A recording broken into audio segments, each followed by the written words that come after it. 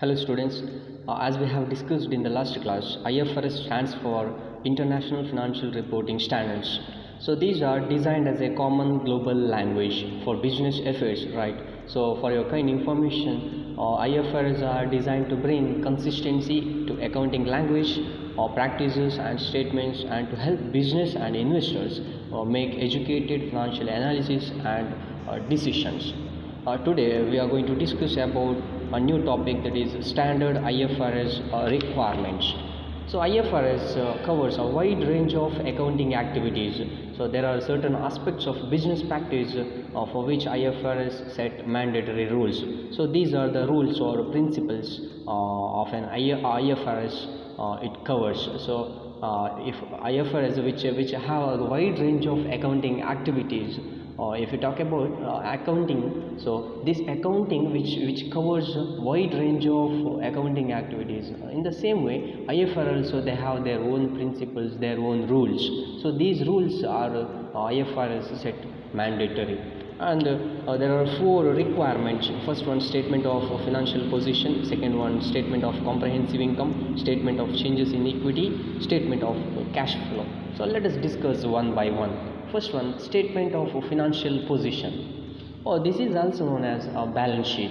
So IFRS influences the ways in which the components of a balance sheet are reported. And this balance sheet is a summary of financial balances of an individual or any organization, whether it be a sole proprietorship or public company or private limited company. And this balance sheet is often described as a snapshot of a company financial condition. So a statement of financial position, which is an also known as a balance sheet. Okay. And second one, a statement of comprehensive income. So it is a variation in the company's net assets from non-owner sources during a specific period. So this can take form of one statement, or it can be separated into a profit and loss statement and statement of other income, including property and equipment. And third one, statement of changes in equity, so also known as a statement of retained earnings. This document the company's changes in earnings or profit for the given financial period. So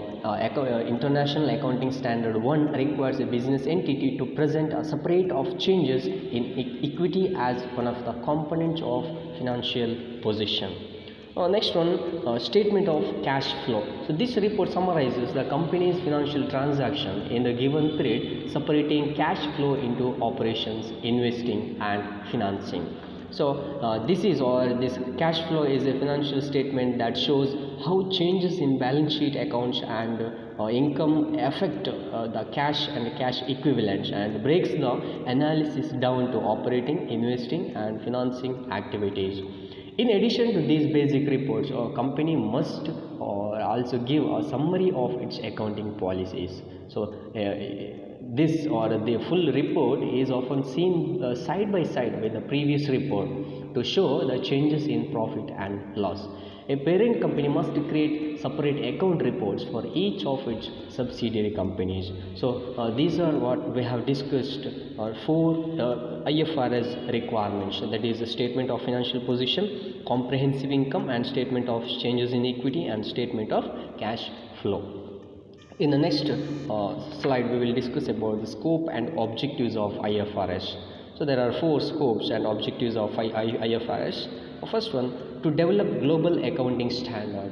To develop, or in the public interest, a single set of high quality or understandable and enforceable global accounting standards that require high quality or transparent or comparable information in financial statements and other financial reporting to help participants in world's capital market and other users make economic decisions. So already we have discussed about meaning of IFRS, right? So IFRS means which is designed to bring consistency to accounting language or accounting practices and which helps to the business and investors to make educated in financial analysis and decisions, and to promote the use and rigorous application of those standards. So here, careful application or careful checking of the books of accounts of the business is also one of the important objective or scope of an IFRS, or else we can say that the extremely thorough checking of the books of accounts of any organization.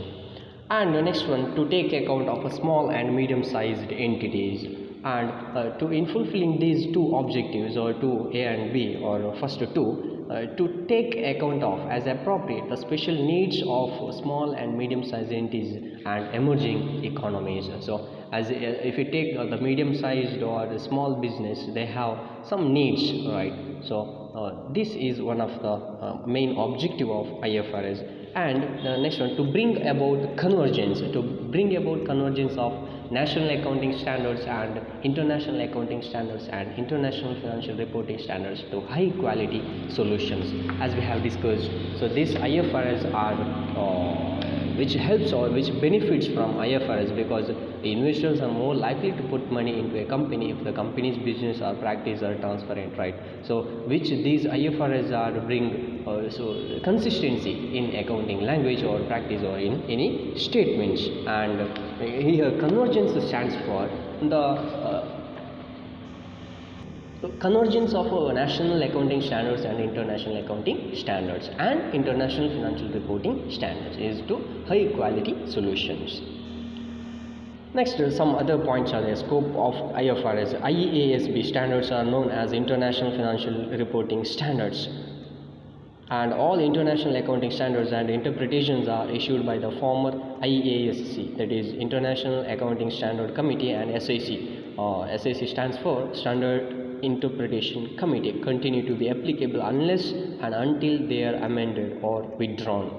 So these IFRS are applied to the general purpose financial statements and financial reporting by profit oriented entities, so those engaged in commercial, industrial, financial and similar activities regardless of their legal form. So as we have discussed, so these IFRS are they set common rules so that financial statements can be consistent or transparent or comparable around the world. And these IFRS are issued by the International Accounting Standard Board.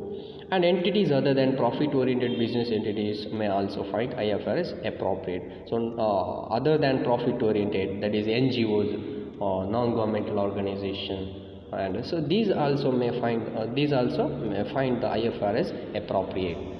And next one, general purpose financial statements. So what is this? Are intended general purpose, or these IFRS are intended to meet common needs of shareholders, creditors, employees and the public at large for information about an entity's financial position, performance and cash flows.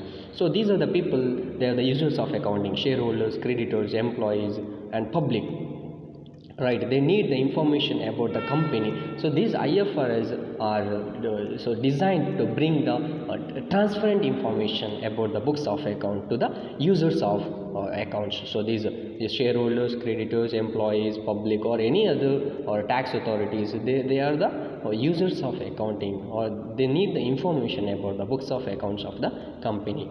And other financial reporting includes information provided outside financial statements that assists in the interpretation of a complete set of financial statements or improves users' ability to make efficient economic decision. So these are the rules. IFRS they set common rules so that financial statements are consistent, right? And IFRS are applied to individual company and consolidated financial statements. A complete set of financial statements includes, if you talk about a complete set of financial statement, means it includes the balance sheet, income statement, cash flow statement, statement showing either all changes in equity or changes in the equity other than those arising from investment by and distributions to owners, a summary of accounting policies and explanatory notes. Next, if an IFRS allows both a benchmark and an allowed alternative treatment, financial statement may be described as conforming to IFRS, whichever treatment is followed. So in developing standards or in developing IFRS standards, IASB, that is International Accounting Standard Board, which further IASB intends to reconsider the choices in existing international accounting standards with a view to reducing the number of those choices. So this IFRS is replaced principles of international accounting standards. And IFRS will present fundamental principles in bold face type and other guidance in non-bold type. Paragraphs of both types have equal authority, and the provision of IAS 1 that conformity with IAS requires compliance with every applicable IAS, and interpretation requires compliance with all IFRS as well. So as we have discussed, so here the IFRS are set common rules, right, so that the company's accounts are constant or transparent, right. So certain rules to be followed by accountants to maintain books of accounts which is comparable, understandable and reliable and relevant as per the users of internal as well as external users. So this IFRS, this is the foundation which sets standards to bring transparency, accountability, efficiency to financial markets around the world and fostering truth or trust, growth and long-term financial stability in the global economy. And next we will discuss about role of IFRS. So this IFRS, it contains some of the roles. International financial standards or reporting standards are designed as a common global language for business affairs, so that company accounts are understandable and comparable across international boundaries. They are the consequence of growing international shareholding and trade, and are particularly important for companies that have dealings in several countries. So first, let us discuss the first one, wider acceptability. IFRS are widely acceptable, so it is applicable to almost 166 jurisdictions, out of which approximately 144 jurisdictions have adopted IFRS. So out of 166, so 144 jurisdictions have adopted IFRS. Thus, it is called acceptable or wider acceptable. So thus the financial statements prepared as per IFRS are widely acceptable. So if you prepare the financial statements as per IFRS, then that statements or financial statements are widely acceptable to the company. And next one, comparability of financials. Since IFRS are global standards, right, or international standards or international principles of accounting, companies of different nations following IFRS can be easily compared. So if you prepare the financial statements as per IFRS standards or IFRS, the different or companies of different nations can be compare their financial statements easily.